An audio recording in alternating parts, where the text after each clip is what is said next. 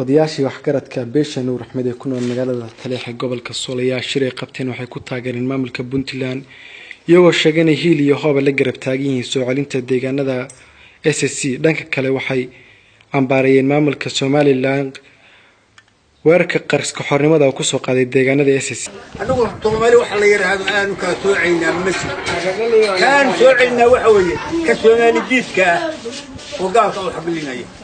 ka aan diidanay kaawi waxana la yaabanahay waa soo gaabinaya laba qodob nimanka ku dooda hadiyo ku dooda dhulka Ingiriis baa qaybiyay dhulka qaybiyay soo xiray oo qaybta Ingiriis miyuu dhulka la soo gaal maahay dadka Soomaaliyeed baa hay marka kalmada anagu hadiyo dadka qaarkii ku dhagan yahay oo yahay Ingiriis baa qaybiyay Ingiriis dalka ma lahayn dad muslim oo Soomaaliyeed oo walaalo ah dadkiina hadda sidii meesha jooga baaqi u yahay dawladnimo iyo Soomaalinimada uu baahay doonayay u jecel in dadku raaco weeyaahinta halkan waxa isugu yimi waxgaradka iyo deegaanka degmada Taleex iyo odayaasha oo nooc waliba ku jiro madax dhaqameed odayaashii kale oo waxgaradka ahaa ganacsatadii dhammaan wixii deegaankan oo qabiilkan degmada Taleex ka tirsanaa waa ku dhan yihiin haweenkii iyo gabdhihii qorshahaas ay ka hadlayaan waxa weeye baaq ay ku taageerayaan hawlaha ka socda deegaanka gobolka Sool laba arrimood baanu marka arinta kaga hadlaynaa qodob waxaanu la hadlaynaa qolada waqooyi ninkay doontaba ha ahaatee qodobna waxaanu ka hadlaynaa dhiirigelinta iyo waxa ay qolada waqooyi sheegtay oo aanu ku taageersanahay beelaha ka soo jeeda Puntland qodobka ah nimanka la yiraahdo reer waqooyi ama la baxay maamul goboleedka Somaliland ka tirsan dawladda jamhuuriyadda dimuqraadiga Soomaaliya madaxda xukunta oo joogta meesha hadalada ka soo yeerayay hadalla Soomaali qanciya wax ka qaban kara wanaageeda dhiqi kara maaha nin mas'uul ah oo xil maamul haya inuu ku hadlo hadalada qaarkeed oo uu yiraahdo dhiigi cabaanahay dadkan dilaa dadkan gowracaya meel hablaan dadka ku laaya taasi diinta islaamka bil Ramadaan baynu ku jiraaye iyo diinta muslimnimo diinta darisnimada iyo ta Soomaalinimada dhaqanka Soomaalinimada mid kuma fiicna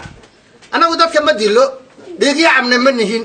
dhaqan iyo Soomaali dadka waqooyi joogana wanaag iyo sharaf baa naga dhacaysa gabdha haday yihiin wiilal haday yihiin mas'uuliyad iyo waxgarad haday yihiin reer waqooyi waa Soomaali sharaf iyo hawada naga dhacaysa soo dhaweynayna ma dilin mana dilayno halkan waxa la yiraahdaa Taleex Muusow Sheekh Muuse Taleex waa meeshii 1900 laga bilaabay xornimadii ugu horeysay ee Soomaaliya ilaa iyo haddana waa jooga ragii ilaa xilliga iyo hawshan waday iyagoo ku faanaya ama ku dad baanu gowracnay ama ummad baanu waxyeelay oo xasuuqnayna ma oran nin walba waa garashadiisa Soomaaliyeed waxa sababtoo wanaag bayna sugu imanaysaa ninkii darajo ka dhiganaya in Soomaali la dilo oo la xumeeyo oo wixii la doono lagu sameeyo oo la laayo ay darajo u gaarayso adiga ku taala anaga nooma taalo laakiin waxaan leenahay Soomaali maanta 7 sanadood bay hor ku tirtay ragga iyo rag la midaana waday waxgaradka Soomaaliyeedna gacan ugu ma jirin maanta wax wanaagsan baa soo socda hal laga daayo Soomaali xabad uma baahne hal la keeno dawlad Soomaaliyeed hal la raadiyo mustaqbalkii Soomaaliyeed hal la dhiso dawladaha adduunka hadda hareerayna kaga xeeran kuwa adduunka ugu dhaxal qabnaa maanta Soomaaliya haysta waa dabtiin reer Abu Dhabi oo kale iyo reer Masar oo kale iyo dawladaha Carbeed ee muslimka u ahayn culayska iyo cidhiidhiga ay maanta ku hayaan oo dawladaha dalkoodiba intay naceen ay leeyihiin anaga Soomaali baan ka talinayna dawladaha Soomaaliya jooga oo la Soomaali baan ka talinayna anaga waxaan leenahay Soomaali weeye dalkeedana iyada leh ninkii dan kale how dawlad Soomaali kala hadal iyada ay qusaysaa laakiin yaan la faragelin arrimaha Soomaaliya oo waxay xaq u leedahay aan laga hor iman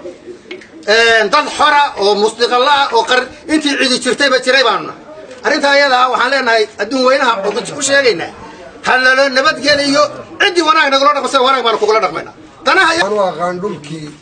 Ingiriisku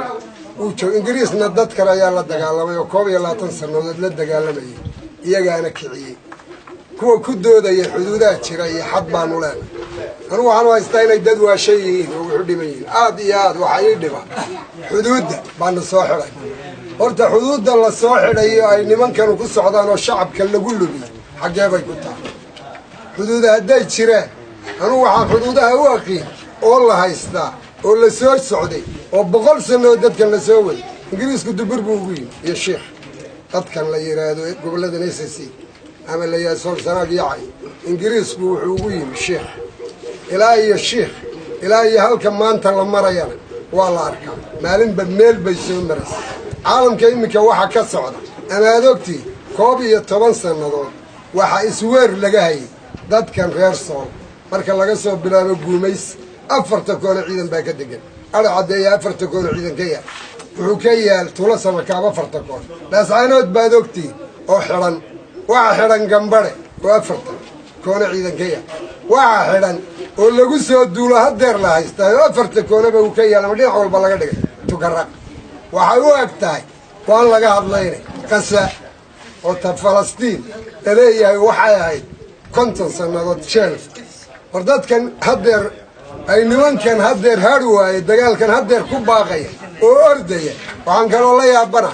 ردت كوقوي قلبي تشوف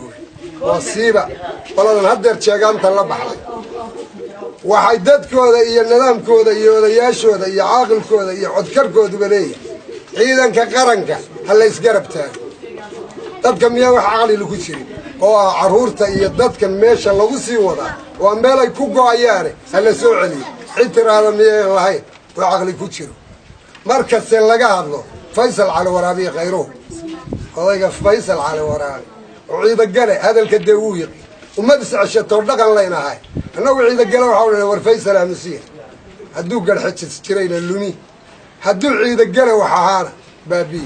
Faysal waxa la oran karaa wuxuu leeyahay oo ku doodaya مريا شيخ صحاح حالينا وحول عدارات بايسو قيشنا وعلى يري فيصل وحنور الله ناق بالي ناس كدار دل النمطة سيدات كيلو ولا جرت إيجاب بايرة ولا يتاجي ولا يشوق عين حصل ورفيصل مرنا هذا قبيلة كهضية مرنا قبيلة درية وحنافيات ولا يابر ومبدا هذا النوعية ذا كهذا يقارن كأما ومبدا يسكده ودقن كلاهي وشرتي أولا وحنا صاحرة إن حد كيوعد فرعد كيوعد حقه فيها محوها مديجان يلوك على الترتيبة فرهدي حد شرو عدة كسر حد قدبتي أو شيء ومر بهير ذات كانوا السمري ما لهم بي لا يلا بيدا قاتل وتيود الميزة عنا بالله صوت شيرة بيدا قاتل بالله صوت شيرة أوق بالله صوت شيرة والأمة ساك الله مريا أنا وعلاه ذات كان لي هذا سوري السنة دلو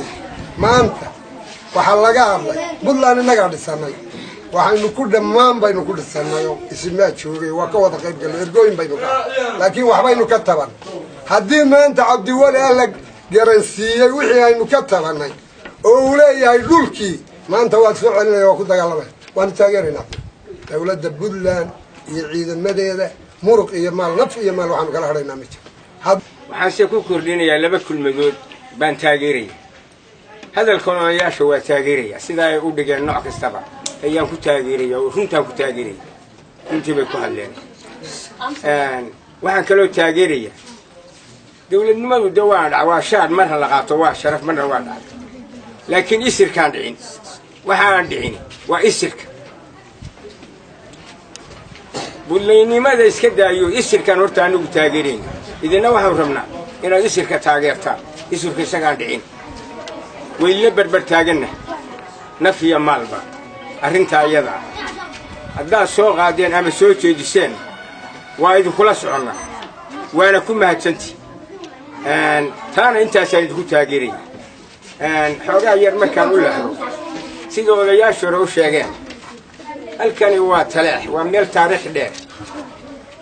وميل مسلم إيا قلبي يوجيه وميل أفريقيا مش ووريسي أو ديارة سيادوكتين لولا دقالما مركي لولا دقا وميل مركي نكي قومية الدوني وقرتي إنه تقول دقو يسوى واحد بدن هادينية dad fiican oo la dagaal gala